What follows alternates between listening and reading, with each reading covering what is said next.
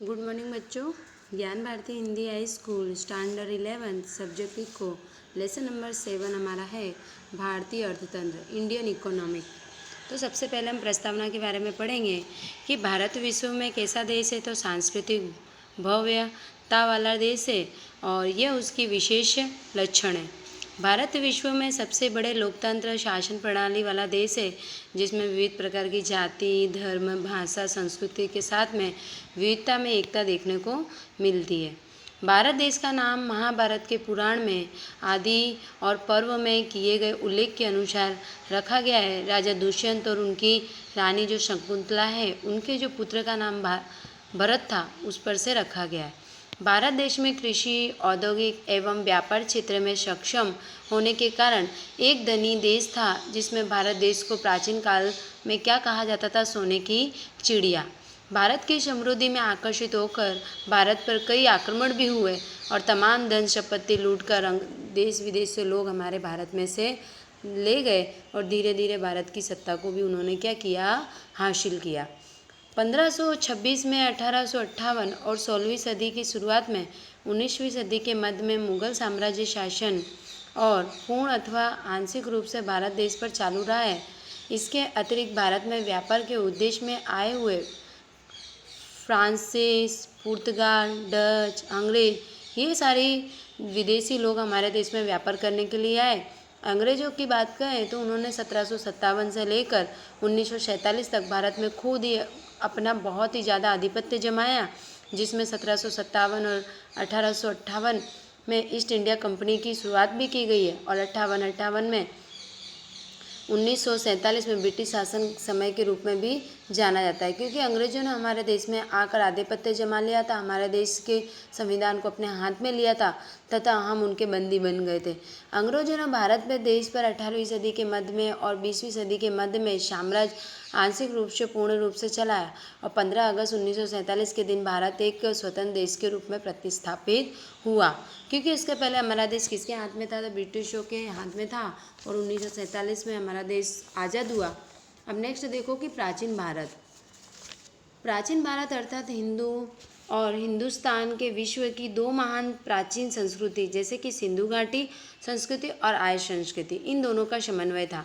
सबसे प्राचीन संस्कृति वाले देशों में एक भारत भी देश है, जैसे कि यहाँ पर हड़प्पा, मोहनजोदड़ो नामक स्थान से प्राप्त संस्कृति या अवशेष हमें प्राप्त हुए हैं।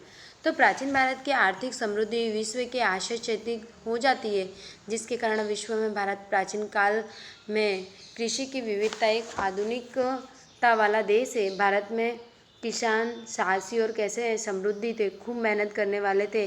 उद्योगों की दृष्टि से हम कह सकते हैं कि उद्योगों में विश्व का डंका बजता था और भारत में कपड़ा, पटसन, कोयला, नील, चाय, कॉफ़ी, रबर उद्योग आदि औद्योगिक क्षेत्र इन सारों के कारण विकसित हुआ।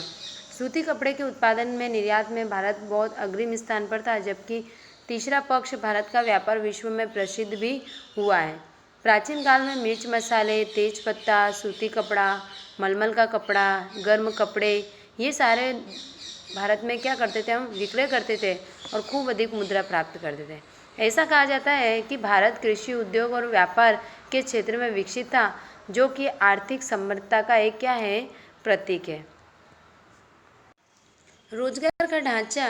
तो प्राचीन भारत कृषि प्रधान देश था, इसके बावजूद भी भारत में कृषि से अतिरिक्त उद्योगों का भी समृद्ध था। भारत में अधिकांश आबादी खेतों पर लोग ज़्यादा से ज़्यादा क्या करते थे, निर्भर रहते थे और ग्रामीण अर्थतंत्र भी उसी पर टिका था।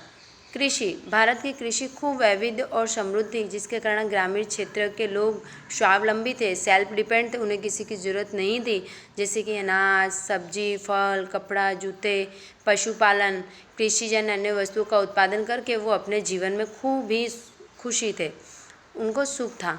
उद्योग। इतिहासकार टी राय चौधरी के मतानुसार 19वीं सदी में भारत औद्योगिक उत्पादकों में उत्पादन करने वाला देश था। भारत में मुख्य रूप से सूती कपड़े का निर्यात होता था। कच्चा रेशम, गर्म कपड़े, शाल, ताड़पत्री, मूर्तियाँ, नील इत्यादि का हम क्या करते थे, भारत से खूब ज़्यादा अधिक मात्रा में हम निर्यात करते थे और विदेशी पूंजी हम प्राप्त करते थे। सेवा। लगभग 600 से पूर्व प्राचीन भारत में चिन्ह वाले सिक्के बनाए जाते हैं। विशेष रूप से यह गतिविधियाँ एक शहरी विकास हेतु रूप है और राजकीय एकता, सामर्थ्य, सैन्य सुरक्षा के कारण कृषि उत्पादकता एवं व्यापार में असाधारण वृद्धि में दर्ज की गई थी। उदाहरण स्वरूप में जैसे कि लोथल में पाई गई नगर व्यवस्था का खूब सबूत है हमारे पास। राष्ट्रीय आय जिसे आर्थिक समृद्धि। आर्थिक इतिहास में अंकुश मेडिसन के अनुसार भारत विश्व का सबसे बड़ा अर्थतंत्र था। मौर्य राजा के समय की बात करें तो महत्वपूर्ण विकास लक्षी निर्णय लिए गए हैं। एक ऐसा समय था कि जहाँ पर भारत एक राजा के आधिपत्य में था। 16वीं सदी में कहें और 25% आय रखता था। 17वीं सदी तक मुगल शासन का विकास हुआ। दक्षिण एशिया का 90% शासन उनकी सत्ता अधीन थी और इसके कारण सामान एवं चुंगी लागू की गई। 1700 में अंग्रेज के शासनकाल में भारत राष्ट्रीय आय तथा 10 करोड़ पाउंड हो गई और विदेशी प्रजा का व्यापार भारत में आगमन हुआ। इस प्रकार क्षेत्रों में स्वर्ण काल के लक्षण भी दिखाई देते हैं। नेक्स्ट पॉइंट है हमारा स्वतंत्रता भारतीय अर्थतंत्र कि इंडियन इकोनॉमिक बिफोर इंडिपेंडेंस। अंग्रेज जब भारत में आए तो भारतीय उद्योग, कृषि एवं व्यापार उन्नत अवस्था में थे। भारत का नाम विश्वभर में था और भारत में सूती कपड़े, मलमल, विविध प्रकार के पीतल, तांबे, बर्तन, कपड़े, लाल मिर्च आदि का क्या होता था, बाजार में खूब अधिक मांग थी। भारत के लोग बहुत ही स्वावलंबी थे, खुश थे, सुखी थे। उद्योग छोटे पैमाने का व्यवसाय भी खूब बड़ा था और भारत में व्यापार निर्यात की प्रधानता भी है। यह भारत एक स्वर्ण काल कह सकते हैं और विदेशी प्रजा भारत के प्रति आकर्षण बढ़ा और पहली बार व्यापार के अर्थ में भारत में उनका आगमन हुआ। भारत में आई विदेशी प्रजा जैसे कि फ्रांस, डच, पुर्तगाल एवं अंग्रेज थे। शुरुआत में उन्होंने सिर्फ बाजार ही अपना फल केंद्रित किया, परंतु इसके बाद समय बीतने के बाद उन्होंने विजय प्रजाओं के बीच क्या किया, घर्षण बढ़ा और इसकी वजह से ताकत शक्ति का प्रदर्शन हेतु सेना का उपयोग होने लगे। सिर्फ अंग्रेज सेना शिस्त होने से उन्हें इंग्लैंड का राजनीतिक समर्थन प्राप्त हुआ। धीरे धीरे उन्होंने भारत में सत्ता हासिल करने का खूब भी प्रयास किया और 1757 से 1947 तक ऐसा कहा गया है कि ब्रिटिश का राज था। इस दौरान में अच्छे परिणाम, अधिक प्रमाण में खराब परिणाम और समान कदर पड़ा और जो निम्न है। तो सबसे पहले रेलवे। तो ब्रिटिश शासन के दौरान भारत को प्राप्त रेलवे लाभदायक व्यवस्था बनी क्योंकि उसके पहले हमारे पास रेलवे नहीं था। भारत में परिवहन को तेज बढ़ाया, मजबूत बनाया। रेलवे की शुरुआत कब की गई? 16 अप्रैल 1853 में और मुंबई से थाना के बीच में। 1947 में 53,000 किलोमीटर लंबाई रेल मार्ग और 68 लाख यात्रियों के लाभ देने वाली ये निजी संस्था थी। दूसरा, सड़क परिवहन। अंग्रेजों के शासनकाल के दौरान 1855 में सार्वजनिक निर्माण विभाग मतलब PWD की स्थापना हुई। भारत में सड़क का निर्माण करना ब्रिटिश शासन ने ली। 19वीं सदी में 2,78,420 सड़क थी जो बढ़ाकर 1943 में 4,47,105 किलोमीटर हो गई। 32% जो सड़कें हैं वह पक्की हो गई, 68% कच्ची रहीं। बैंक। तो बैंक की शुरुआत कब हुई? तो 1770 में। 1946 तक जनसंख्या बढ़कर 700 से भी अधिक हो गई थी। 1935 में रिजर्व बैंक की स्थापना हुई। अब देखो सामाजिक ढांचा। तो ब्रिटिश शासन द्वारा अत्यंत उल्लेखनीय कारकों में दूध पीती रिवाज थे और इनका नाश करना, सती प्रथा, ये सारे भारतीयों द्वारा किया गया सहकार उल्लेखनीय माना जाता है। कृषि।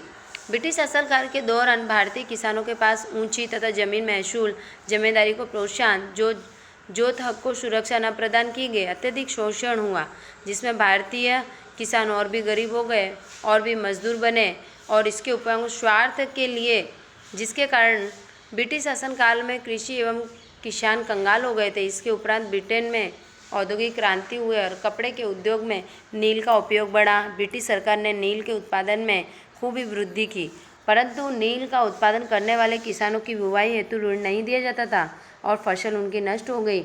ऋण भुगतान न कर पाने के कारण जो किसान थे वो बहुत ही ज़्यादा कर्जदार बने। किसानों की स्थिति और भी ज़्यादा दयनीय हो गई। नेक्स्ट पॉइंट है हमारा महसूल की दर। ईस्ट इंडिया कंपनी की तो शुरुआत हुई, राजाओं के पास महसूल वसूल करने की सत्ता थी। भारत में जमीन मालिकी के पास ऊंची दर में महसूल वसूल नहीं कर पाते थे। विविध प्रकार के लाइसेंस थे, जमींदारी प्रथा थे। ब्रिटिश सरकार द्वारा ने इन्हें कृषि की आय का आधा हिस्सा महसूल वसूल करने की नीति अपनाई। महसूल वसूल करने में ब्रिटिश ने बहुत ही ज़्यादा जुल्मी थी। वह सरकार दंडित करती, संपत्ति जब्त कर लेती, जुताई में दिए गए जमीन को वो वापस ले लेती। इस तरह से कृषि को अत्यधिक उन्होंने नुकसान पहुंचाया।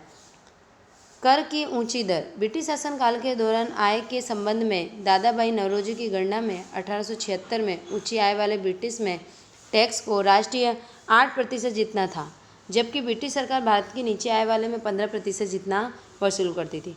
नमक द्वारा नमक भारत पर लगाया गया कर। भारत में नमक समुद्र के किनारे रण प्रदेश में होने वाले ब्रिटिश सरकार ने इंग्लैंड के जहाज़ों द्वारा नमक भारत में लाती थी और भारत में बेचती थी, जबकि भारत में प्राप्त होने वाले नमक ऊंची दर पर लिया जाता था। ब्रिटिश शासनकाल के दौरान दूसरी तरफ भारतीय नमक महंगा होने से विक्रय कम होता तो ब्रिटेन को उसका लाभ होता, इसलिए गांधी जी ने दांडी कूच की सविनय नमक का सत्याग्रह किया था। अब देखो चुंगी की विविध दरें। तो आयात एवं निर्यात होने वाली वस्तुओं पर जो कर दिया जाता है उसे चुंगी कहते हैं अथवा जकात कहते हैं। ईस्ट इंडिया कंपनी में मुगल बादशाह के पास 1716 में मंजूरी प्राप्त की और चुंगी जकात में माफ़ी कर दी गई और भारतीय व्यापारियों को प्रदेशों में चुंगी भरनी पड़ती थी। उदाहरण स्वरूप भारत में सूती कपड़े का निर्यात 15% था और ब्रिटेन में आने वाले कपड़े का कितना सब 2.5। इस तरह से भेदभाव युक्त जकात नीति में भारत में सूती कपड़े के उद्योगों के बर्बाद हो गया। इस प्रकार की नीति में समस्त भारतीय उद्योगों की अवनति हुई। अब देखो औद्योगिक नीति। औद्योगिक नीति ब्रिटेन में सन 1750 से 1830 में के समय में औद्योगिक क्रांति शुरू हुई। उस समय में ब्रिटिश ईस्ट इंडिया कंपनी की भारत में सत्ता स्थापित करना शुरू किया और 1858 में कहें तो देश का अधिकांश हिस्सा अंग्रेजों के शासन में था। ब्रिटिश शासन के अंतर्गत भारतीय क्षेत्रों में ब्रिटेन उत्पादित वस्तुओं को अधिक से अधिक बेचने की नीति अपनाई और हमारे भारतीय जो किसान से निरुत्साही बने और बहुत ही ज़्यादा लाचार हुए और वह बढ़ने की जगह वो और भी पीछे होते गए। भारतीय उद्योग नष्ट हो गए, श्रमिकों की बेकारी बढ़ी, जिससे वे खेती की तरफ मुड़े और खेती पर श्रमिकों का बोझ बढ़ गया। नेक्स्ट है तो हमारा आर्थिक शोषण। तो ब्रिटिश अर्थतंत्र को मजबूत करने के लिए ईस्ट इंडिया कंपनी ने ब्रिटिश सरकार ने व्यूहरचना अपनाई और ब्रिटिश अर्थतंत्र को लाभ प्राप्त हुआ, ये जिसके कारण भारतीय साधनों का अधिकतम उपयोग करके ब्रिटेन ने उद्योगों का विकास किया।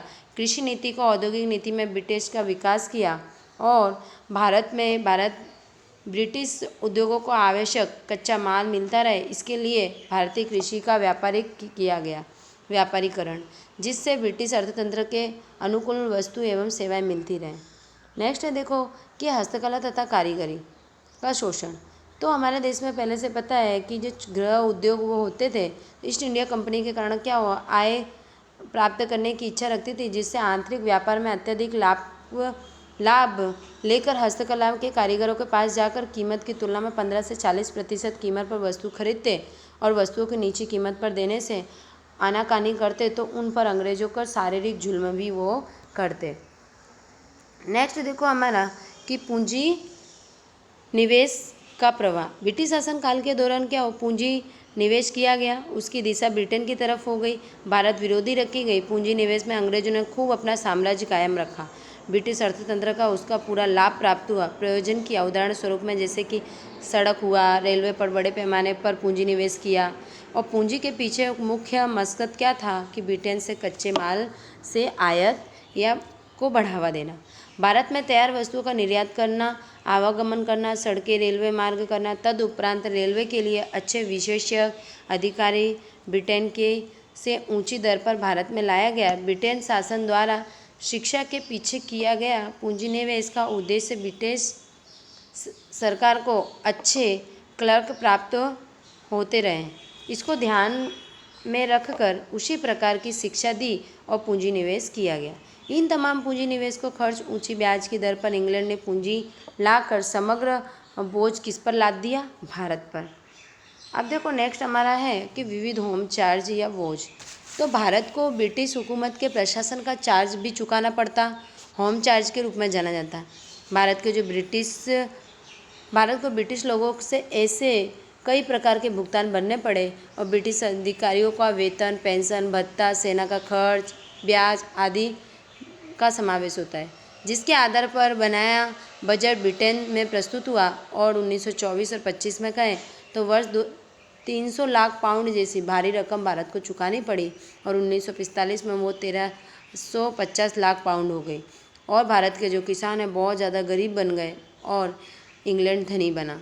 अंत में 15 अगस्त को क्या हुआ, 1947 में जब अंग्रेज भारत छोड़कर गए तो कृषि, उद्योग, व्यापार कंगाल की स्थिति पे था। 1950 की समयावधि में देश के प्रति व्यक्ति आय घटने लगी। भारतीय अर्थतंत्र जो इंग्लैंड की तुलना में समृद्ध था, वह ब्रिटेन शासन के शोषण के कारण इंग्लैंड की तुलना में वह क्या हो गया, गरीब हो गया।